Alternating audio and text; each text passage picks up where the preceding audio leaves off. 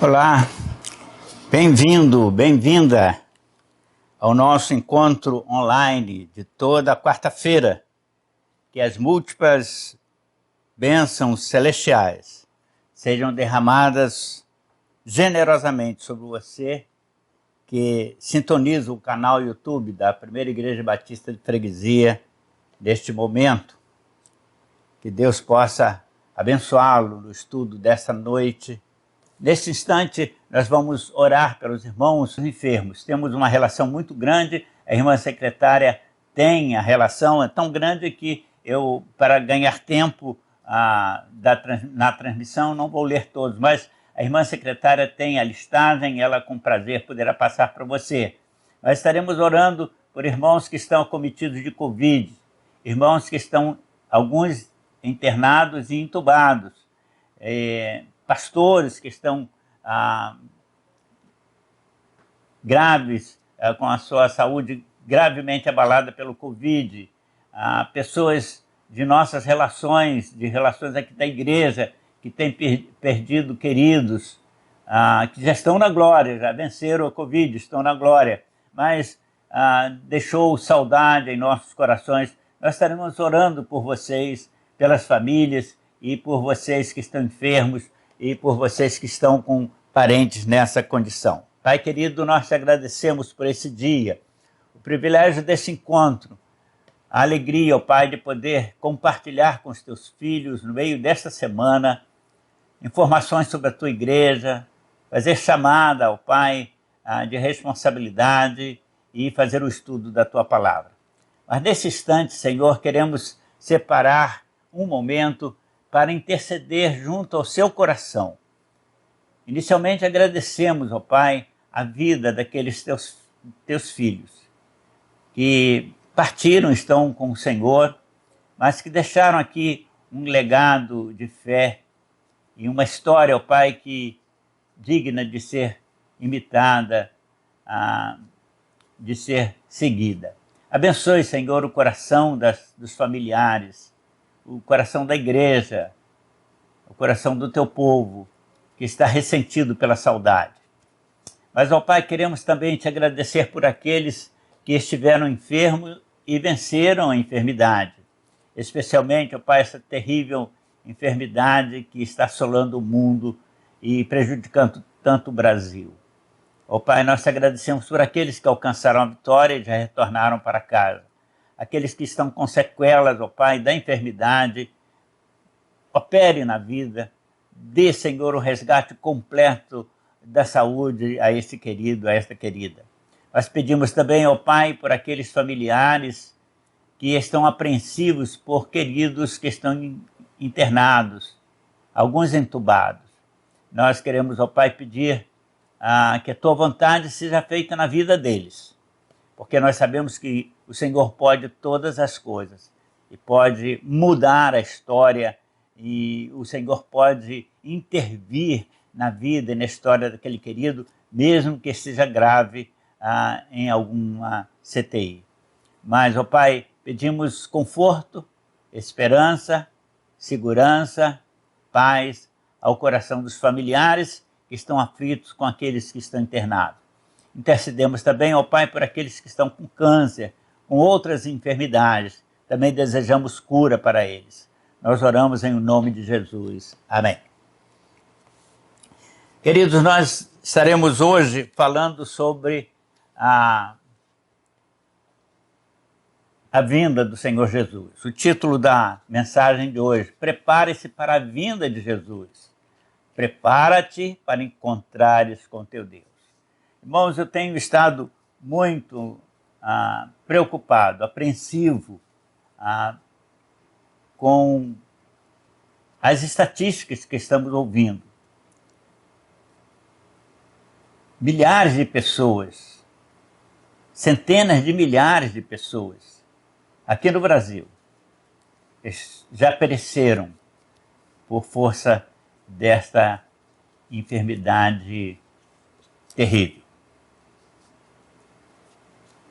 Há toda uma situação, além, irmãos, além desta situação da enfermidade ceifando vidas, há toda uma situação em relação ao futuro próximo, histórico do Brasil.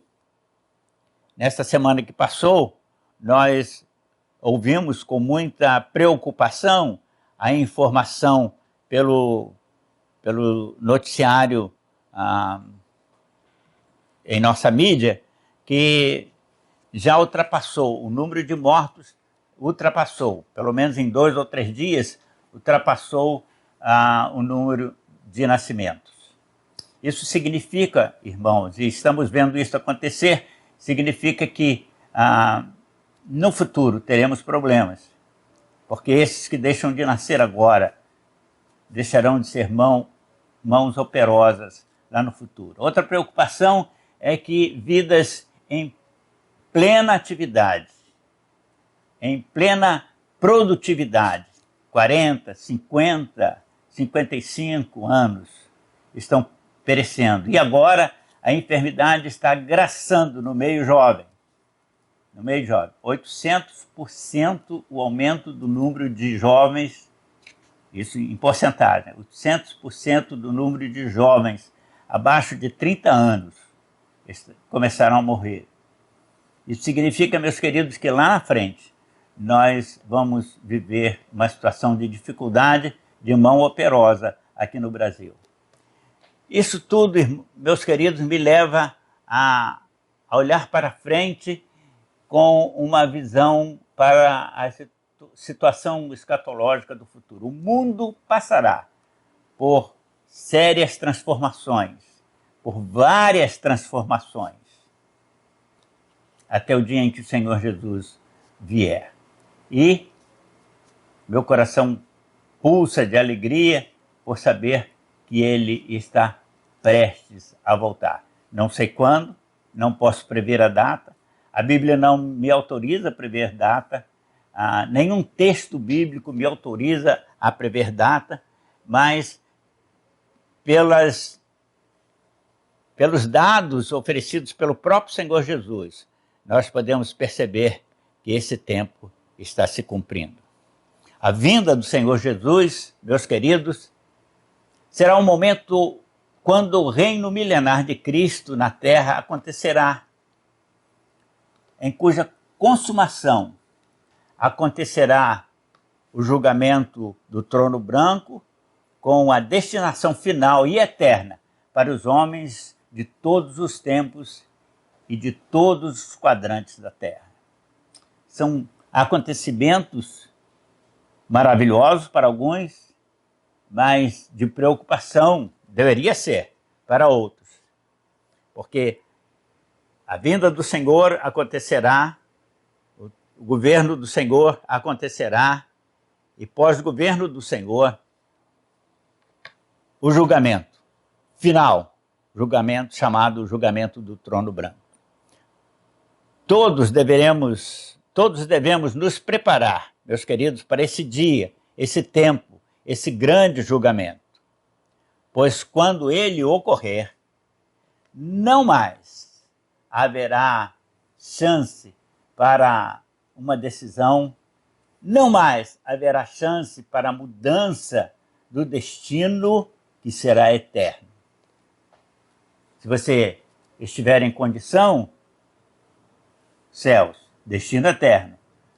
Se não, meu querido amigo, se você não estiver preparado para os céus, será o lago do fogo, destino eterno. O tempo de você se preparar,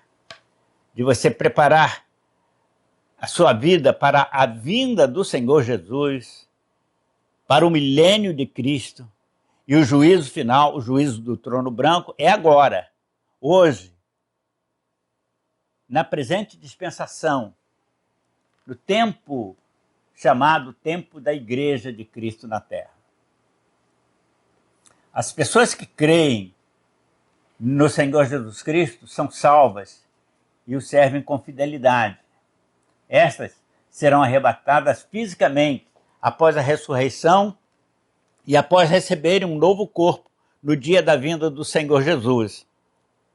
Os que creem em Jesus forem salvos, mas que não estiverem vivendo, não viverem em fidelidade, estes serão deixados para trás no dia do arrebatamento e passarão pelo período da tribulação, ou de tribulação, que se abaterá sobre o planeta durante 7 anos. Durante 7 anos. Antes do Senhor vir e estabelecer o seu reino milenar aqui na Terra. Se já houverem morrido ou morrerem durante os 7 anos de tribulação nas mãos do anticristo, estes que não foram fiéis e foram deixados para trás, aguardarão a ressurreição do último dia para o julgamento final. Na verdade, o reino de Deus, meus queridos, já foi inaugurado entre nós na pessoa do Senhor Jesus Cristo na sua primeira vinda há 2000 anos passados. Mas ele se consumará igualmente na pessoa do Senhor Jesus, o unigênito de Deus, na sua segunda vinda. Esta é uma das maiores mensagens do Novo Testamento. E a lembrança dessa mensagem deve ser constante para nos manter alertas e esperançosos em relação ao nosso encontro com o Senhor Jesus. Infelizmente, meus queridos, existem muitas pessoas, muitos membros de nossas igrejas que estão desligadas, pessoas desligadas em relação a esse evento futuro. E muitos crentes salvos estão agindo como as 5 virgens despreparadas da parábola contada por Jesus. Lembram-se da parábola? Está lá no livro de Lucas. 10 damas de honra foram convidadas para um casamento judeu. E elas tinham por responsabilidade iluminar com suas lâmpadas a festa, o cortejo do noivo, o encontro do noivo com a noiva. Mas o noivo atrasou, demorou, e elas ficaram aguardando, e o combustível da lâmpada de todas elas começou a se desgastar. 5 delas, prudentemente, foram para a cerimônia levando a sua cota de combustível, de azeite e mais uma reserva para o caso de uma emergência acontecer, elas poderem se suprir. Mas 5 só levaram a conta, certinho, a conta. E com o atraso do noivo, elas ficaram sem conta, porque o azeite delas começou a terminar. E elas foram orientadas a buscar azeite para reabastecer as suas lâmpadas. Enquanto elas foram, o noivo chegou, a festa começou e elas foram deixadas de fora, ficaram para trás. Meus queridos, essa é a história de muito crente no dia em que o Senhor Jesus arrebatar a igreja. Crentes que vivem apenas o trivial cristão. Vão à igreja, dão seu dízimo, estão lá. Estamos com Covid, então vou ficar em casa mesmo, porque eu assisto o presencial. Eu ouvi de um membro de minha igreja, um membro de minha igreja disse que está tão bom assistir online, eu agora vou ser crente em minha casa. Não preciso me deslocar para a igreja. Muito cômodo, muito cômodo. Mas não é isso que a Bíblia ensina. A Bíblia ensina a termos comunhão uns com os outros e com o Senhor, e nos alimentarmos da fonte, em casa. Breve você não estará mais assistindo, breve não estará mais sintonizando. Eu vou deixar para assistir amanhã. Hoje eu vou assistir o programa da televisão que está sendo anunciado e depois eu assisto o culto, está gravado. E aí vai. Lembre-se que Satanás é sutil. De forma sutil ele segurou Eva. De forma sutil ele está segurando muitos. E muitos vão perder o privilégio, apesar de salvos. Apesar de salvos. Está lá em 1 Coríntios 3, né? Essa situação. Leia lá. Leia lá. Mas muitos, apesar de salvos, serão deixados para trás, ficarão no período da tribulação.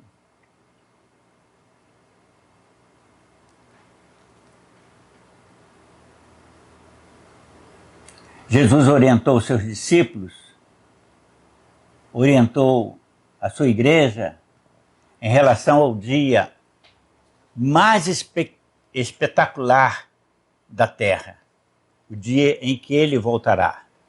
Ele amorosamente, meus queridos, nos dá informações sobre aquele dia no nosso futuro. Dá com detalhes informações sobre aquele dia. Não haveria sentido, meus irmãos, nenhum sentido, em que discípulos e igreja ficássemos sem informações, sem instruções sobre aquele momento que será glorioso para todo salvo.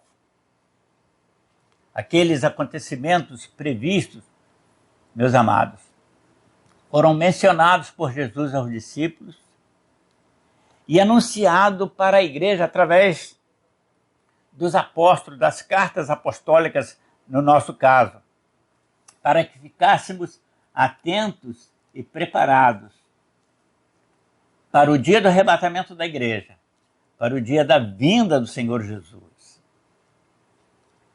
Paulo escreveu à igreja em Corinto. Observe o que ele escreveu, vou comentar o texto. Eis que vos anuncio algo misterioso. Na verdade, nem todos morreremos, mas todos nós seremos transformados num momento, num abrir e fechar de olhos, quando a última trombeta tocar. Porque a trombeta soará, e os mortos ressuscitarão com corpos incorruptíveis, e os vivos serão transformados para não perecerem. Porque convém que este corpo perecível se torne imperecível, que este corpo que é mortal se torne imortal. Então, quando o nosso corpo passar a ser eterno, quando esse corpo mortal for revestido de imortalidade, cumprir-se-á a palavra profética que foi escrita: tragada foi a morte pela vitória. Onde está, ó morte, a tua vitória? Portanto, amados irmãos, sejam firmes, sejam constantes na obra que realizam para o Senhor, sabendo que vocês não estão se esforçando em vão, mas serão recompensados pelo Senhor no dia da vitória. Nosso corpo físico atual, todos sabemos, é perecível, propenso ao envelhecimento, propenso a adoecer, propenso a vírus, propenso a deformações, a defeitos em consequência de acidentes e morte. O nosso corpo atual está limitado, meus queridos, pelas leis da natureza, por isso é assim.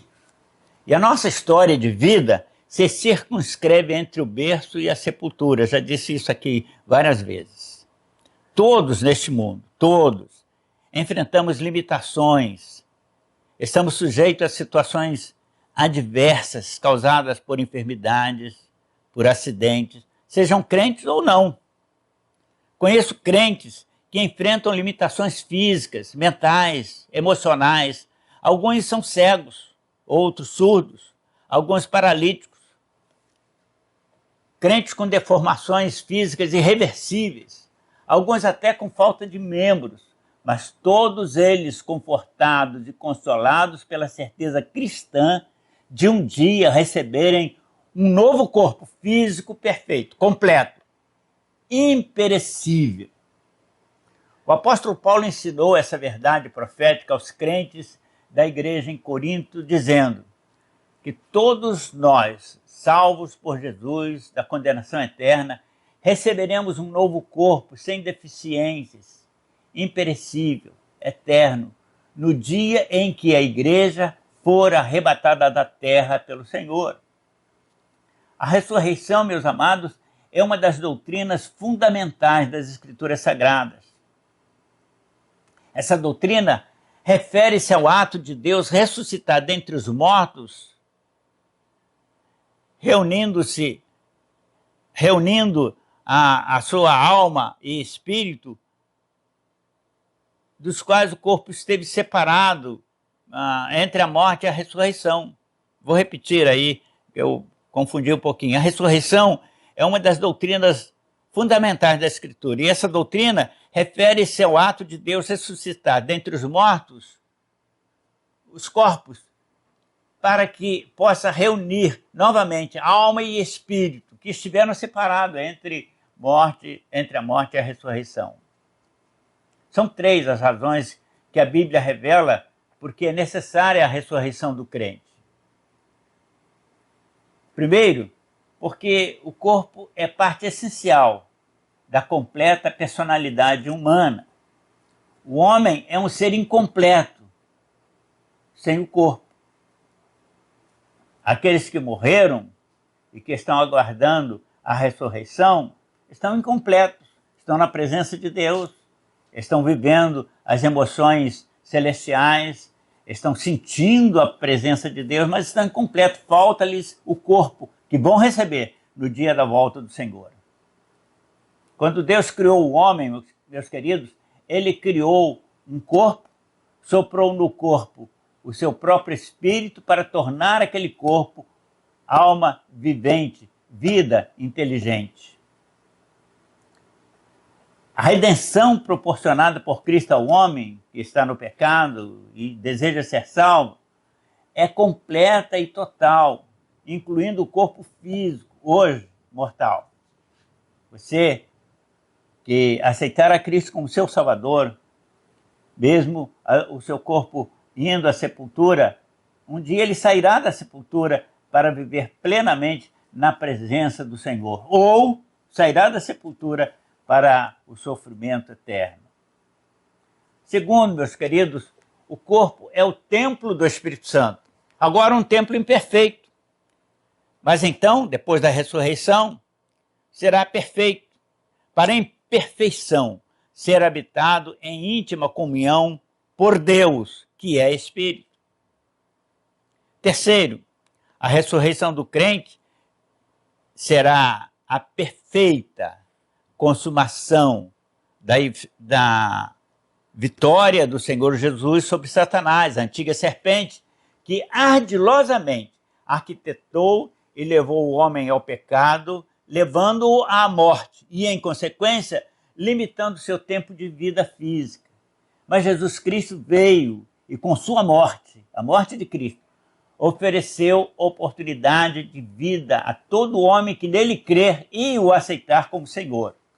Jesus veio para desfazer o efeito do pecado sobre a humanidade, a morte. E todo aquele que nele crê não perece e passa a ter o direito à vida eterna. E essa vida acontecerá de forma completa, corpo, alma e espírito, com a ressurreição dos salvos no dia quando a vitória de Cristo se efetivar, se consumar por completa na terra, colocando no seu devido lugar Satanás. Em termos gerais, podemos afirmar que o corpo do salvo ressurreto será um corpo que será continuidade desse corpo atual, com a mesma identidade, a mesma personalidade, só que perfeita. Portanto, seremos reconhecíveis, identificáveis no corpo. Será um corpo que terá recuperado a glória que Adão possuía antes de pecar. O nosso corpo será um corpo glorificado, isto é, teremos um corpo celestial apropriado para viver um corpo apropriado para viver no novo céu e na nova terra. Portanto, um corpo que será possível viver fora desse planeta, porque antes do milênio do Senhor na Terra, aqueles que forem arrebatados viverão por 7 anos fora desse planeta, em outro lugar do universo, na presença do Senhor, lá onde se localiza fisicamente o paraíso eterno. Será então, meus amados, o nosso corpo glorificado será um corpo imperecível, não mais sujeito a envelhecimento, a enfermidade, à morte. Um corpo poderoso, sobrenatural, não limitado às leis naturais. As Escrituras revelam as razões para o propósito divino em ressuscitar o salvo com um corpo como descrito. O Criador dará um novo corpo ao salvo para que ele venha a ser tudo quanto Deus pretendeu que o homem fosse quando criou Adão. Deus quer que nós, salvos, o conheçamos de modo completo e perfeito, conforme Ele é, e participemos do seu amor como filhos. Ora, irmãos, Deus é perfeito e não pode ter filhos imperfeitos. Por isso vamos receber um novo corpo, um corpo perfeito e eterno, como era o corpo de Adão antes de pecar. Os crentes fiéis, os salvos que estiverem vivos no dia do arrebatamento, quando acontecer a primeira ressurreição, experimentarão a mesma transformação dos que morrem antes daquele dia e hora. Aqueles que estiverem fisicamente vivos serão transformados e arrebatados e nunca mais experimentarão a morte física. Não vão experimentar a morte física. A Bíblia também revela uma segunda ressurreição para todo homem e toda mulher no dia do juízo final, pós-milênio, dia da destinação eterna dos salvos no céu, no novo céu e na nova terra, e dia de banimento, ou do banimento, dos perdidos para o lago de fogo, que não foi preparado para o homem, mas sim para o diabo e os seus anjos, mas que receberá o homem que rejeitou a salvação oferecida por Cristo. Vocês podem conferir essa informação bíblica em Apocalipse capítulo 20, versículos 10 e 15, e Mateus 25, 41. Mas quando essas coisas acontecerão? Acontecerão no dia, no momento em que o 7º anjo tocar a última trombeta. Eis o que a Bíblia relata, meus irmãos, acontecerá ao soar da última trombeta. Leia o texto do apóstolo Paulo. Será num instante, num abrir e fechar de olhos, quando a trombeta estrugir, porque ela soará, e os mortos ressuscitarão incorruptíveis, e nós seremos transformados. 1 Coríntios 15, 52. E o 7º anjo tocou a trombeta, texto de Apocalipse.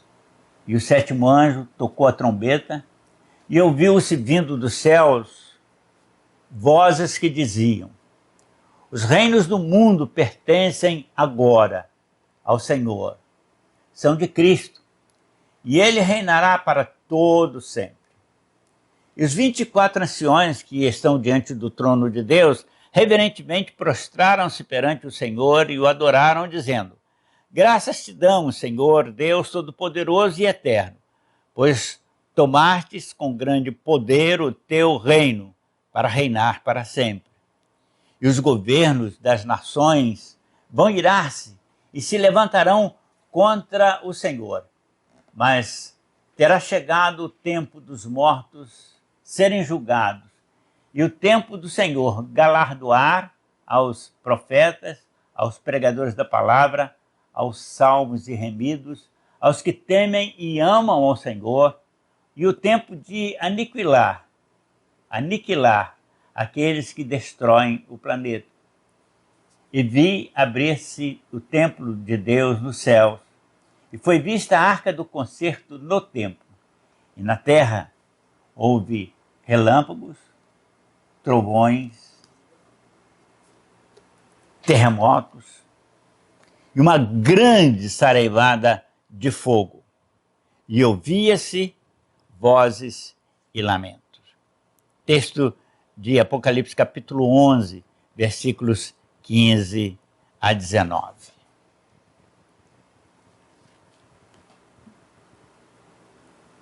O toque da sétima trombeta anunciará que o mundo, todo o universo, tornou-se domínio absoluto de Cristo, e que o Senhor reinará para todo sempre, e que Satanás, Lúcifer, será confinado no lago de fogo preparado para ele e seus anjos, onde também estarão homens e mulheres que pecaminosamente o servem. Com o ressoar da sétima trombeta, cumprir-se-á a profecia de Zacarias que diz: o Senhor será rei sobre toda a terra. Naquele dia, um será o Senhor e um será o seu nome sobre toda a terra. Zacarias 14, versículo 9. Ora, meus queridos, Jesus nunca reinou sobre a terra. Jesus nunca foi absoluto sobre toda a terra. O seu nome não foi único. Nesse mesmo sermão, tenho dividido as expressões referentes ao Senhor com as expressões referentes a Lúcifer, Satanás, a antiga serpente. Mas haverá um momento em que Satanás e a antiga serpente estará aniquilado e só o Senhor será Senhor. O Senhor será único e absoluto sobre toda a terra. O toque da sétima trombeta estabelecerá isto e abrirá um período de tempo parentético, que incluirá a ressurreição, o arrebatamento dos crentes fiéis, a tribulação com o domínio do anticristo, a volta triunfal de Cristo com a igreja, o juízo das nações, que acontecerá logo após a volta do Senhor, o milênio, o reino de Cristo estabelecido sobre a terra, e o juízo final, pós-milênio, o juízo do trono branco. O Novo Testamento revela claramente para cada crente esses acontecimentos que serão maravilhosos e enchem-nos de alegria e de esperança, de um glorioso porvir, pois promete-nos que, mesmo que morramos fisicamente no presente século, estaremos vivos aqui, fisicamente, no milenar reino do Senhor Jesus Cristo, aqui na terra. E depois do juízo final, nas mansões celestiais, onde na eternidade sem fim serviremos ao Senhor. Jesus dá algumas dicas de quando a última trombeta vai soar. Ele disse que tudo acontecerá como nos dias de Noé, quando aconteceu o catastrófico dilúvio, que vitimou uma geração inteira de homens e mulheres e de animais. Naquele desastroso dilúvio, salvaram-se apenas Noé e 7 pessoas, esposa, 3 filhos, 3 noras. E os animais que ele conseguiu acomodar, abrigando-os na arca, Mateus 24, 37 e 39. Naqueles dias, as pessoas não quiseram dar atenção ao aviso de Noé, não acreditaram na mensagem divulgada por ele e permaneceram em suas frivolidades, desprezando o aviso de Deus através do pregoeiro Noé. Então, o dilúvio final chegou para eles. O juízo diluviano aconteceu e a oportunidade de arrependimento e conserto com Deus para a salvação terminou. Estão no pó da terra, aguardando a ressurreição do último dia, quando eles se apresentarão, como muitos de nossa geração, diante do trono de Deus para a sentença final. Talvez muitos dos que me ouvem acham graça do que estamos dizendo em relação a esses eventos escatológicos futuros. Não creem. É todo direito seu. Mas saiba, lembra-te disso. Você vai se lembrar no dia do juízo, se você estiver lá indevidamente diante do Senhor, para ouvir a sentença condenatória do Senhor. Você vai ouvir, vai lembrar que um dia eu lhe falei sobre estas coisas. Porque a palavra de Deus diz que naquele dia os livros vão se abrir. Isso significa que a sua mente vai se recordar da sua história e desse momento que você está ouvindo essa mensagem. Vigilância. Vigilância é a atitude que se requer de quem crê nas palavras de Jesus. Permanecer em alerta é a recomendação bíblica. Mateus 24, 44 diz: porque numa hora em que não se espera, a trombeta soará, os mortos ressuscitarão, os crentes vigilantes serão transformados e desaparecerão da terra, e então Jesus Cristo voltará. A atitude correta do crente fiel, daquele que quer ser arrebatado, é de prudente vigilância. O crente vigilante tem os olhos abertos para o presente, a fim de não tropeçar e cair, e a visão fixada no futuro, na esperança do porvir.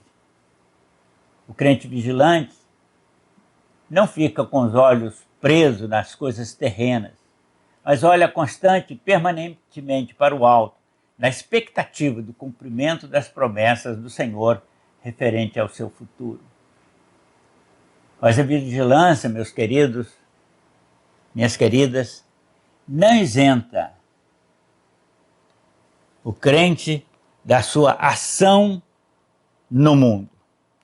Temos, como igreja, meus queridos, uma missão a cumprir aqui. Temos uma missão a cumprir enquanto aguardamos o toque da 7ª trombeta. E a atitude do crente nessa condição é de ser um atalaia, um pregoeiro, anunciando ao mundo que Jesus logo estará de volta para julgar a humanidade e reinar, e que ele destinará ao lago de fogo àqueles que o rejeitarem como Senhor e Salvador.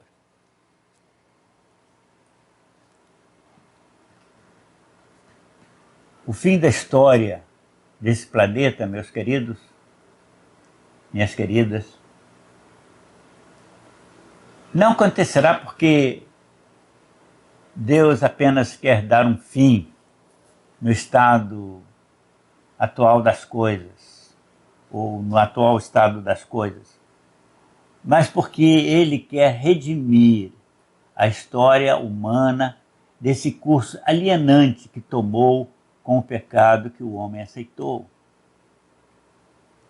Nós estamos estudando, estamos pregando nos domingos do culto presencial, do domingo pela manhã, uma série sobre o Gênesis. Começamos lá no Éden.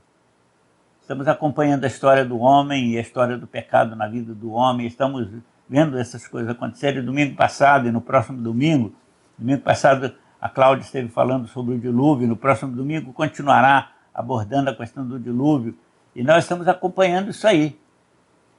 E Deus está olhando para a história da humanidade, está vendo o grau de pecado, de rebeldia, de insensibilidade que o homem alcançou.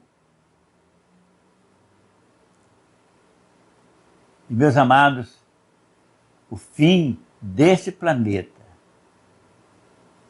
ele vai acontecer porque Deus quer redimir a história humana desse curso alienante que tomou com o pecado que o homem aceitou.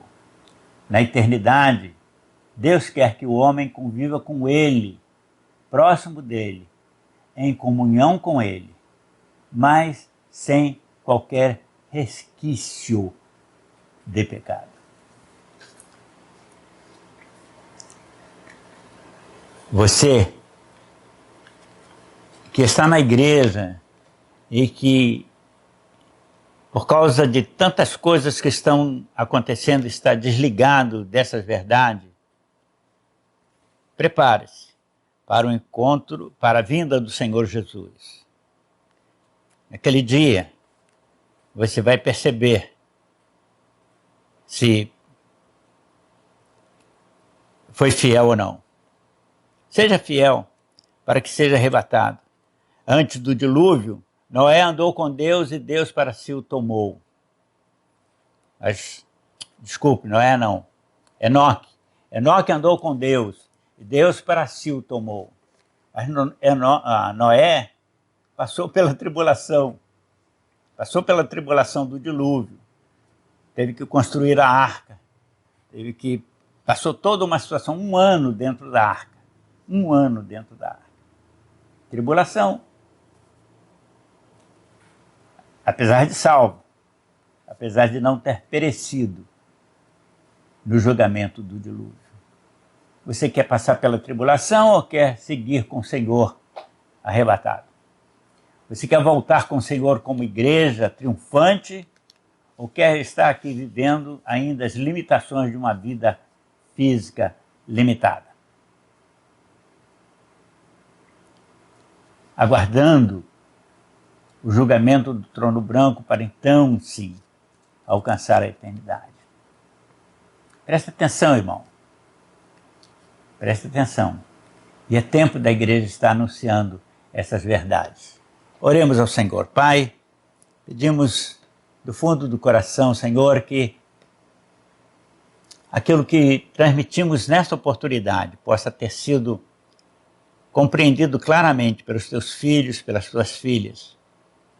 Que haja despertamento, Senhor, vidas se posicionem para este momento difícil da humanidade, mas em que a igreja se faz tão necessária para, como atalaia, anunciar que o tempo está se aproximando, o Senhor está voltando, o dia do toque da trombeta está por acontecer. Abençoe também aquele amigo, aquela amiga que ouviu esta mensagem e que ainda não tomou uma decisão, não se comprometeu com o Senhor. Que este recado, Senhor, possa ter alcançado profundamente as suas almas e possam transformá-las, ó Pai, e que elas possam, arrependidas, alcançar o perdão em Cristo Jesus e serem purificadas de todo pecado e viverem daqui para frente uma nova vida em Cristo Jesus, tendo, Senhor, também a alegria de poderem ser arrebatadas no dia em que o Senhor voltar. Abençoa-nos como igreja, Pai, que a tua igreja aqui na freguesia possa continuar firme no propósito de fazer conhecidas estas verdades. Abençoa-nos, ó Pai, nesse tempo em que estamos usando o meio de comunicação tão mais eficiente, alcançando milhares e milhares de vidas, além fronteiras de nossa pátria. Nós oramos em nome de Jesus. Amém.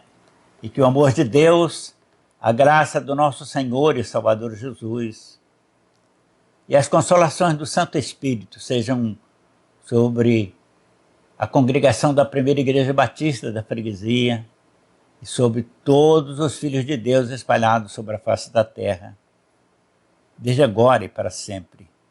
Amém. Oi, gente! O Panorama Bíblico de hoje vai falar do livro de Josué. Josué ele foi um jovem guerreiro, líder que sucedeu Moisés após a sua morte nas guerras, para conduzir o povo nas guerras de conquista do território de Canaã, até que ele fosse dividido entre as 12 tribos de Israel. Josué ele foi um exemplo de fé e fidelidade a Deus, de obediência, de confiança em suas promessas. E é um livro que nos traz lições de como vencer o desânimo, ser corajoso, confiar em Deus, confiar nas promessas, de um Deus todo-poderoso que é capaz de fazer tudo para que o seu povo tenha vitória, mas também permite a derrota do seu povo quando seu povo é desobediente e se envolve com o pecado. Então, que essa leitura possa edificar a sua vida.